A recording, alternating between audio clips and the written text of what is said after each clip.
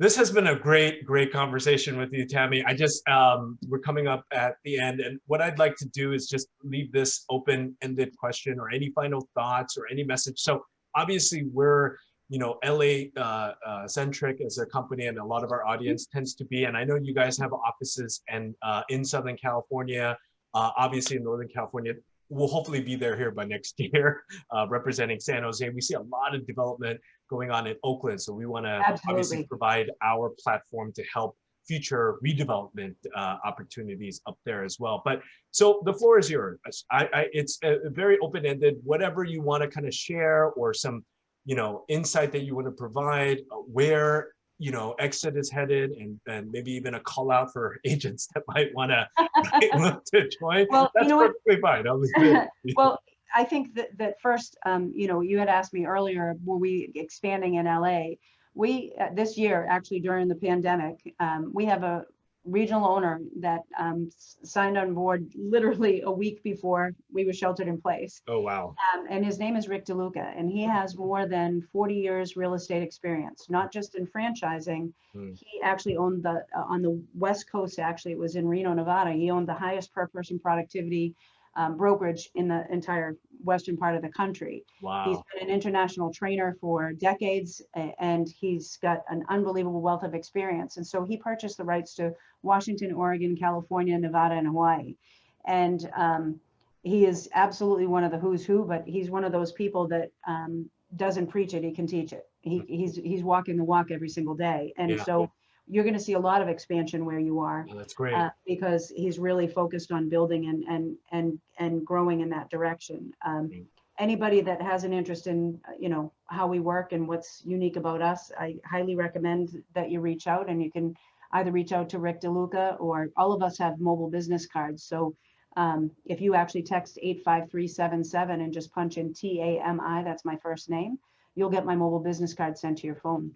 I'll share all of your contact information too. Sure, but you know what I think? I think that probably, to me, it's always about adding value wherever you go. And so for any agents or even people that are business owners that are on the line, I just like to just leave you with just a couple of things. In order to succeed in any business, I need to provide value that makes sense for that. It has to fit, the need has to fit the demographics of where I am, right? I need to add value where I am. And so if I can have a 30,000 foot view, so pay attention to, just like this, podcasts, right? Follow people that are excelling in your industry, and pay attention to that, like we would look at Inman News, Risk Media, Realtor.org, because that hits the real estate of the 30,000 foot view and gives you some pictures. If I was representing luxury, I'd be paying attention to the Wall Street Journal, right? All the things that are in the caveats of what it is that you're doing. Honestly, an hour a month, if you pay attention to where trends are, you're going to pick up on opportunities. And it doesn't matter what business you're in. So if I'm in a different business, I'm going to have a different 30,000 foot view, but I'm going to still have that 30,000 foot view. Then you're going to have the 2,000 foot view, which is statewide, and the street level view, which is the area that you cover, the geography you cover, like you're in the LA area, right? You want to find a dozen people that work on the business, not in it. So for real estate, that would be, for you, some of that would even be realtors, right? But real estate, it would be appraisers, home inspectors, coaches, insurance companies, mortgage companies, so that I can say, tell me everything that happened in the past and everything that's happening, that you see happening coming down the road, so that I can serve the consumer to the best of my ability. And I'm never going to have an 11th hour closing, because I have everything fully faceted. I understand everything that surrounds a transaction, or everything that surrounds an opportunity. If you're in real estate right now, movers, because the pandemic has impacted so that you can't even follow a migration chart the same as you could before. So connecting with people that have a good reputation and add value to their life, they'll add value to yours, right? Help them to do better. They'll want to help you. I always call it a dirty dozen. I have a dirty 25 because I've been doing this a long time. And we share information back and forth that only serves everybody better. And everybody does better because all boats rise to the same tide, right? So I always recommend movers, and just like you were talking about information, so what you have adds value. In your area, find out, planning board or municipalities, what are the changes that are coming down the pike? Are there any laws that are changing that might give you a window of opportunity that you didn't see before? And that gives you the 2,000-foot view and the street level view. Then you need to have a perspective on your consumer. Do as much homework on the person. Yeah. I've broken 7 world records in sales, and I can tell you it's always because I did more homework on the person than I even did on the product. And then understand yourself.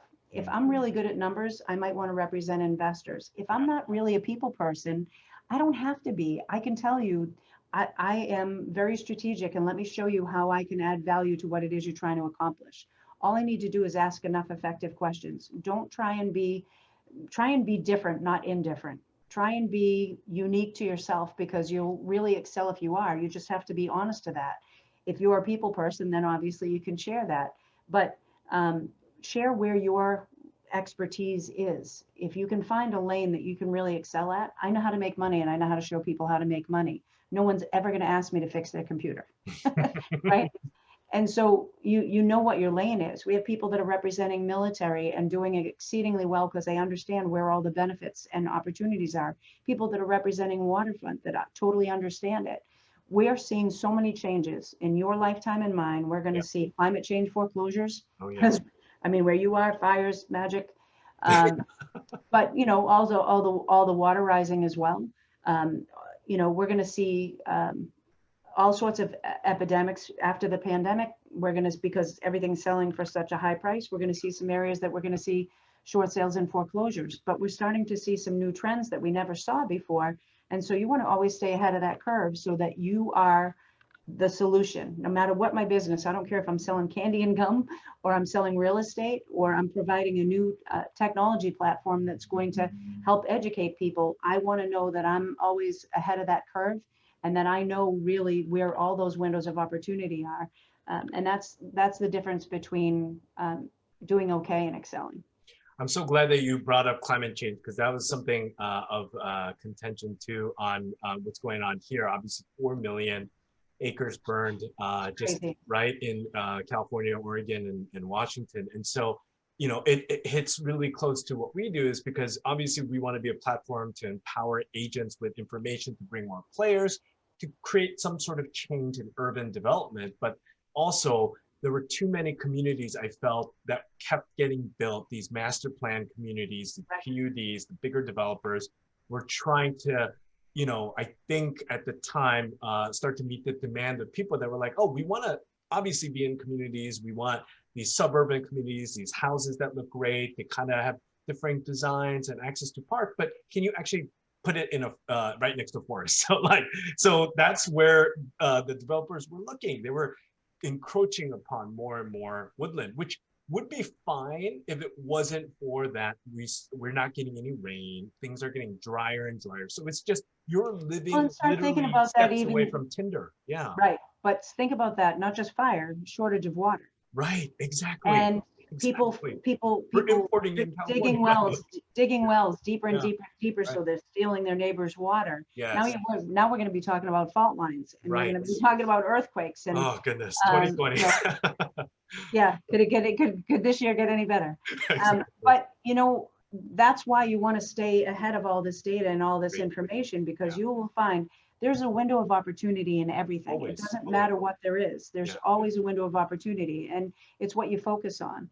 And I think the most important thing out of everything is keep your headspace in the right place, right? If I'm in control, if I start off my day and I'm in control, then the whole rest of the day is going to be a whole lot easier. If I let the world control my day or the news control my day, I'm not gonna do very well. But we're going to see some unbelievable creativity because of this, because of people having so much time to think. We really are. Yeah, there's a call out. And again, I'm sorry. It's just, I'm in here. And so the smoke we've been smelling the smoke for the past month. So a call out for me then, this is the first time I'm doing this, but a call out for me is I'm tech companies, startup founders, brilliant inventors and engineers that are out there. I think needs to be a disruption in the fire department, in fire. Like, we're using the same techniques that we've been using from the 50s and 60s, right? And these are bigger, more massive fires. So I'm hoping for more innovation in that space. The retardants that are being flown in, that's fine, I think. But the sheer size of these wildfires, it's not having an effect. So we need. You know what? Yeah. Just what you said. the firefighters, they need to have, you know, we could probably revamp everything, right? We could revamp policing, we could revamp fire departments, we could revamp everything. Yeah. But the best way to do that is you need to have some people that are fire, they're professionals and they are firefighters, so that they actually understand what it is they're trying to accomplish. Right. And the reality of having human beings and having helicopters and everything else that they're utilizing, the reality of doing that, and just what if we did do it a little bit different, and getting those drones. I don't know. There's like, but getting people into a room to brainstorm that are from both sides. That's you know, technology is supposed to be a tool. It's supposed to add value to our lives. It's not supposed to be our lives. Complementary. Yeah. Yeah. And so, but that's the same in real estate too, right? Get the real estate professional to tie in and say, okay, how can we fine tune this, improve it, and make it a better experience? How can we do this in even looking at municipalities and looking at planning for cities? There needs to be a conversation with everybody, so we know, oh my gosh, this is going to put too much on the streets. This is going to put too much on the public transportation. This is going to make it so that we don't have enough clean water. Everybody pooling together and not just doing it for greed, but doing it for what makes the most sense. There are solutions there, and it's amazing when you find those solutions, what a difference there is in a community that really becomes a community. I'm going to say one more thing, and I promise I'll be quick. That we have this community in upstate New York. When IBM moved out, it was literally like a vacuum. It pulled out 50% of the businesses counted on IBM to do business with. And so it actually created a tremendous amount of poverty in this community. Houses selling for $65,000 to $70,000. Can you imagine that? 3-bedroom homes. But you know what they did is they brought in all the leaders, politicians, community leaders, and parents. They brought, and let's get all the adults in the room that can behave like adults. And they brought them in a room and said, what's our priority? And that's the number one question that everybody should be asking, regardless of which solution you're trying to find, like firefighters, what's our priority? Save more lives, save more land, you know, in that order. Right? So they said, our biggest priority is our children. And so they said, so what do we need to do? They put property tax, $7,000 a year for a $70,000 property. Think about that. Wow. But they all agreed on it because they said, this is what we're going to do. We're going to recruit in the best teachers. The average pay for teachers around here is $32,500 to $35,000. We're going to offer $70,000. Wow. Wow. And so we're going to bring in the best teachers. And our kids are struggling because some of them have enough to eat and some of them don't. And we don't want them to be called out. So they provided breakfast and lunch for every single student 7 days a week. Regardless no lunch cards. Lunch program. No lunch cards, nothing, so that nobody would be singled out. That's great. What do you think the trajectory of that community is going to be 20 years from now? Right.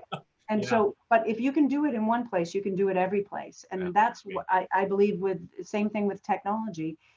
We can find solutions so that we can work together as a team and we can actually provide added value and everybody wins. Right? And we have so many issues that are out there. Everything, climate change. Okay, let's come up with some solutions so that we can give everybody fair warning. The weather system, we should know ahead of time, much more ahead of time. Oh yeah. Because we have so much equipment so that we know when a hurricane or a tornado or and even knowing the things we're doing to damaging underneath by fracking, by doing digging all these wells. What are we doing that's going to create earthquakes, that's going to create other things? The more all of us are part of the solution, that we actually come together as adults and say we want to be a community, the better off every single business will be. There's plenty of room for all of us. There's an abundance here. It's just, how do we utilize that abundance? Can't agree more. Thank you so much, Tami. Thank you. It was a pleasure getting to know you. Absolutely. Same. We need to talk afterwards. Right. I'd love to. Thank you. Okay. Bye.